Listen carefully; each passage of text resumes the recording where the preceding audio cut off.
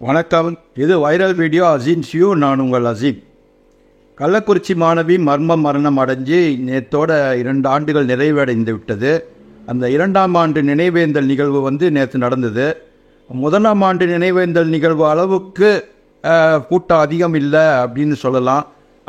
ஆனாலும் கொஞ்சம் சிறப்பாகவே நடந்துச்சு அப்படின்னு சொல்லலாம். ஏன்னா 2ஆம் ஆண்டு நினைவேந்தல் வரைக்கும் இந்த மாணவியின் மரணத்தை பற்றி மக்கள் சிந்திச்சிட்டு இருக்காங்க, அதை பற்றி பேசிகிட்டு இருக்காங்க, அதை மறக்காமல் இருக்காங்க. அப்படிங்கிறது ஒரு பெரிய விஷயம்.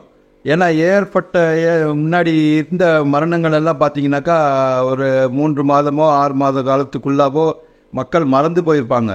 அந்த வழக்குடைய விசாரணை நடைபெற்று அதோட வழக்கோட தீர்ப்பு வரும்போது தான் இந்த மாதிரி ஒரு பெண் மரணம் அடைஞ்சது அவங்களுக்கு ஞாபகத்துக்கு வரும். அப்படிங்கிற ஒரு இதை மீறி, அந்த பேசிக் இதெல்லாத்தையும் மீறி தாண்டி 2 வருட காலம் இந்த வழக்கு இன்னும் எப்போ ஆரம்பிக்கும் போது எவ்வளோ இதாக இருந்ததோ அதே அளவுக்கு இப்போவும் இருக்குது. அப்படின்னா அந்த மாணவியோட மரணத்தை மக்கள் மனசில் எவ்வளோ பெரிய பாதிப்பை ஏற்படுத்தியிருக்குது அப்படிங்கிறத தெரியப்படுது.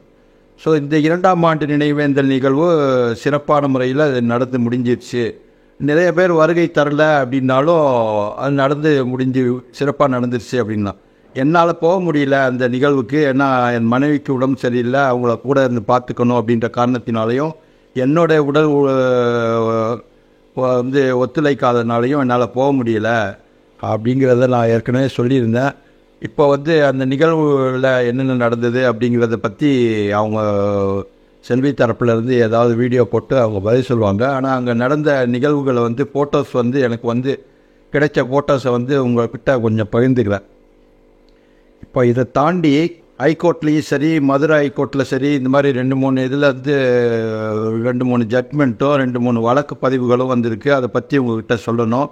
அது என்னென்னா, நாங்குநேரி அப்படிங்கிற ஊரில், அதாவது திருநெல்வேலி பக்கத்தில் இருக்கிற நாங்குநேரி அப்படிங்கிற ஊரில் அது பக்கத்தில் இருக்கிற ஒரு கிராமத்தை சேர்ந்தவங்க 17 வயது மாணவர். அவர் தூத்துக்குடி பாலிடெக்னிக்கில் 3ஆவது வருஷம் படிச்சுட்டு இருக்காப்புல. அவருக்கு அதே கிராமத்தை சேர்ந்த ஒரு பெண்ணு, அதாவது 23 வயது கடந்த ஒரு பெண் அவங்க 2 பேருக்கு பழக்கமாகுது. அவங்க என்ன பண்ணுறாங்க அப்படின்னா, அந்த பெண் இந்த மாணவரை வீட்டுக்கு அழைத்துட்டு போய் என்ன பண்ணாங்கன்னா, அதாவது உடல் உறவு கொள்கிறாங்க அவங்க 2 பேரும் சேர்ந்து அப்படிங்கிறாங்க. அதுக்கப்புறமா நிறையா தடவை இது மாதிரி சம்பவங்கள் நடக்குது. வீடு எப்போக்கெல்லாம் ஃப்ரீயாக இருக்கோ அப்போல்லாம் வீட்டுக்கு கூப்பிட்டு இந்த பெண் அந்த மாணவரை தன்னுடைய ஆசைக்கு அவர் பலிகடா ஆக்கிட்டாரு அப்படின்னு சொல்லலாம். அந்த மாணவரும் அதோடு சேர்ந்து தான் இணைஞ்சு தான் அது தப்பு பண்ணியிருக்காங்க. ஆனால் என்ன ஒன்று, இந்த பெண்ணுக்கு 23 வயசு, 24 வயசு, மாணவருக்கு 17 வயசு அப்படிங்கிறது ஒன்று. இது தொடர்ந்து நடந்துக்கிட்டே இருக்கும்போது ஒரு கட்டத்தில் அந்த பெண் என்ன சொல்கிறாங்கன்னா, என்னை திருமணம் செய்து கொள்ளு அப்படின்றாங்க. ஸோ 17 வயசுக்கு 24 வயசு டிஃப்ரென்ஸ் கிட்டத்தட்ட 7 வருஷம் வித்தியாசம் இருக்குது. அப்படிங்கிறதுனால அந்த மாணவர் அதுக்கு உடன்படலை, மறுத்துட்டார். ஸோ இது மறுத்த உடனே இந்த பெண் தொடர்ந்து வலியுறுத்தி பார்த்தாங்க. அந்த மாணவர் மசியலை அப்படின்ற உடனே இவங்க என்ன பண்ணுறாங்க, அந்த தூத்துக்குடி பாலிடெக்னிக் முதல்வரை சந்தித்து மாணவர் மேலே ஒரு புகார் கொடுத்துட்டு வராங்க. என்ன புகார் கொடுத்தாங்க அப்படின்றதுலாம் தெரியல. ஆனால் அந்த முதல்வர் இந்த மாணவரை சஸ்பெண்ட் பண்ணிட்டாரு கல்லூரியிலேருந்து அப்படிங்கிறது தகவல் தெரிய வருது. ஸோ இந்த மாணவர் சஸ்பெண்ட் பண்ணப்பட்ட தகவல் அவங்க பெற்றோருக்கு தெரிய அந்த தாய் என்ன பண்ணுறாங்க, நாங்குநேரி அனைத்து மகளிர் காவல் நிலையத்தில் போய் புகார் பண்ணுறாங்க. அந்த புகாரின் அடிப்படையில் விசாரணை செஞ்சு அந்த பெண் மேலே சந்தேகப்பட்டு விசாரணை பண்ணதில் அந்த மாணவன் பெற்றோர் கொடுத்த தகவல் உண்மைன்னு தெரிய வந்தது. அந்த பெண்ணை போக்சோ வழக்கில் கைது பண்ணி சிறையில் அடைச்சிருக்காங்க அப்படின்னு. போக்சோ வழக்கில் கைது பண்ணியிருக்காங்களான்னு தெரியல. பட் போக்சோ வழக்கு பதிவு பண்ணி விசாரணை நடந்துகிட்ருக்கு அப்படிங்கிறது தான் தெரிய வருது. சிறையில் இன்னும் அடைக்கலை அப்படிங்கிற தகவலும். ஸோ இந்த விஷயத்தில் 2 பேரும் உடன்பட்டிருக்காங்க அப்படிங்கிற பட்சத்தில் பெண்ணை மட்டும் இது பண்ணுவாங்களா அப்படிங்கிறது தெரியல. ஆனால் 17 வயசு அந்த மாணவனுக்கு அப்படிங்கிறனால இந்த பெண் மீது போக்சோ வழக்கு பதிவு பண்ணியிருக்காங்க அப்படிங்கிறது தெரிய வருது. அது மீறி இவங்க 2 பேருக்குள்ள தொடர்பு என்ன அப்படிங்கிறத போலீஸ் விசாரணை பண்ணி அதுக்கப்புறமா என்ன பண்ணுவாங்க அப்படிங்கிறது முடிவு பெறும். ஸோ இப்போதைக்கு போக்சோ வழக்கு பண்ணி விசாரணை பண்ணிகிட்ருக்காங்க அப்படிங்கிறது தான் தகவல். ஸோ இது ஒன்று. ரெண்டாவது வந்து தண்டையார்பேட்டையில் குமரன் நகர் அப்படிங்கிற பகுதியை சேர்ந்த ஸ்ரீநாத் அப்படிங்கிற ஒரு 20 வயது கல்லூரி மாணவர். அவருக்கு 20 வயசு, கல்லூரியில் படிச்சுட்ருக்காரு. அவர் வந்து 16 வயசு சிறுமி ஒருத்திக்கு போதை மாத்திரை கொடுத்து அவன் வந்து பாலியல் பலாத்காரம் பண்ணியிருக்காரு. இந்த பெண்ணுக்கு வந்து போதை மாத்திரையை கொடுத்து பாலியல் பலாத்காரம் பண்ணியிருக்காரு. அதுக்கப்புறம் திருமணம் பண்ணிக்கிறேன் அப்படின்னு சொல்லி பல முறை இந்த பெண்ணை வந்து பலாத்காரம் பண்ணி பாலியல் கொடுமைக்கு ஆளாக்கியிருக்காரு. ஸோ இந்த பெண்ணு வந்து மன உளைச்சல் இருந்துச்சா என்னன்னு தெரியல, எப்படியோ தகவல் தெரிஞ்சு அவங்க வீட்டுக்கு தெரிஞ்சிருச்சு அந்த விஷயம்.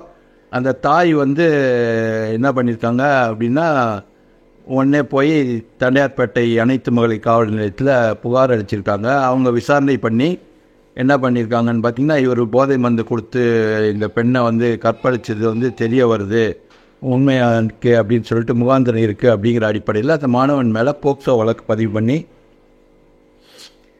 ஸ்ரீநாத்தை கைது பண்ணி ஜெயிலில் போட்டிருக்காங்க.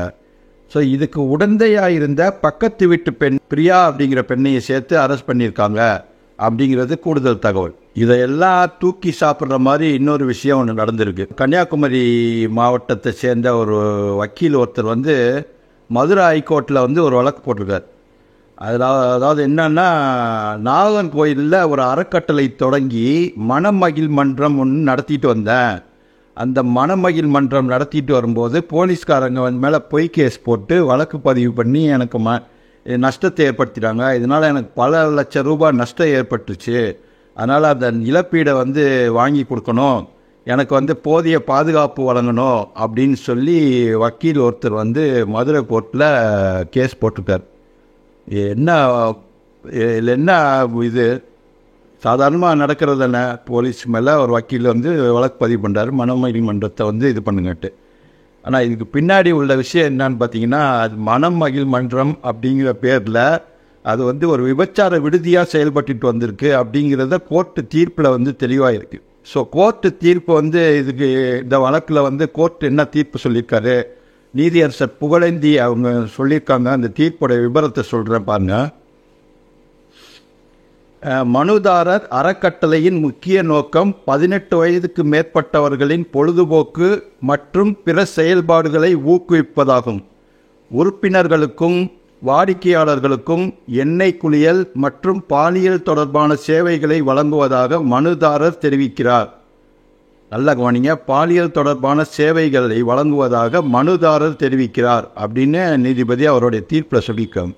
அங்கு பாலியல் தொழில் நடப்பதாக எழுந்த புகாரின் அடிப்படையில் போலீசார் சோதனை நடத்தி மனுதாரரை கைது செய்திருக்கிறாங்க. பின்னர் அவர் ஜாமீனில் வெளியே வந்தார்.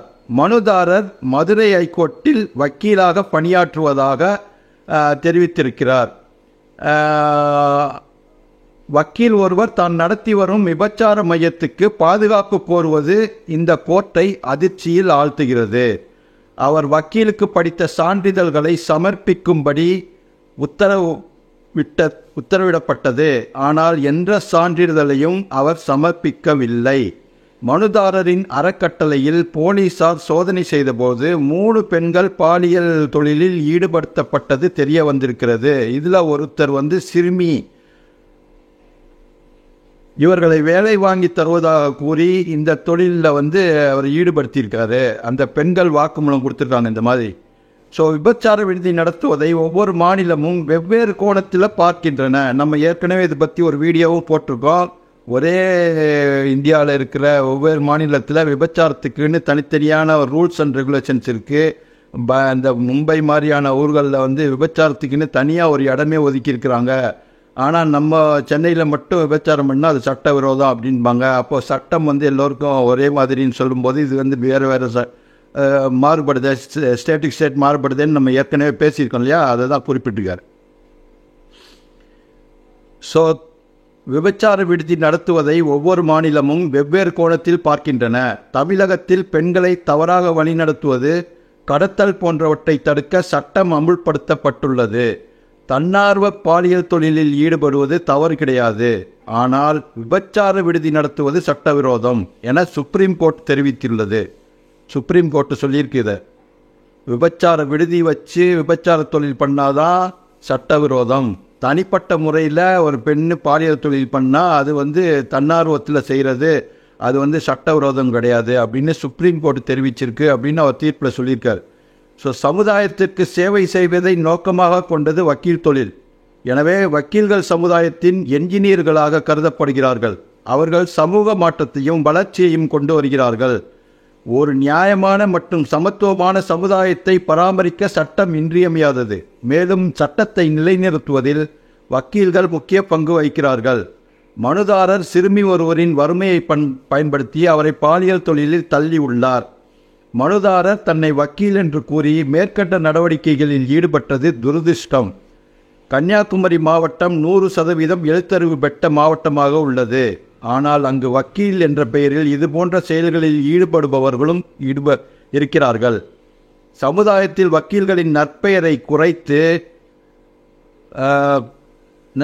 குறைந்து வருவதை பார் கவுன்சில் உணரும் நேரம் இது. இனியாவது தரமான கல்வி நிறுவனங்களில் படித்த வக்கீல்களை மட்டுமே அங்கீகரிப்பது நல்லது.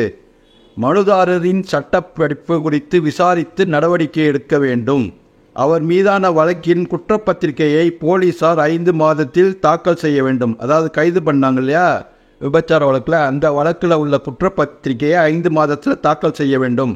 இந்த மனு தள்ளுபடி செய்யப்படுகிறது. யார்? இந்த வக்கீல் போட்ட மனு, எனக்கு பாதுகாப்பு கொடுக்கணும், நஷ்டஈடு வேணும் அப்படின்னு போட்டார் இல்லையா, அந்த மனுவை தள்ளுபடி பண்ணிவிட்டு மனுதாரருக்கு 10,000 ரூபாய் அபராதம் விதிக்கப்படுகிறது.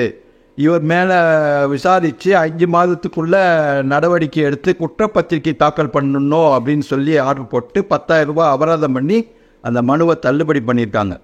இது என்ன மாதிரியான ஒரு சமுதாயத்தை நோக்கி நம்ம போயிட்டுருக்கோம் அப்படிங்கிறது வந்து இந்த வழக்கு வந்து ஒரு உதாரணமாக இருந்துகிட்ருக்கு.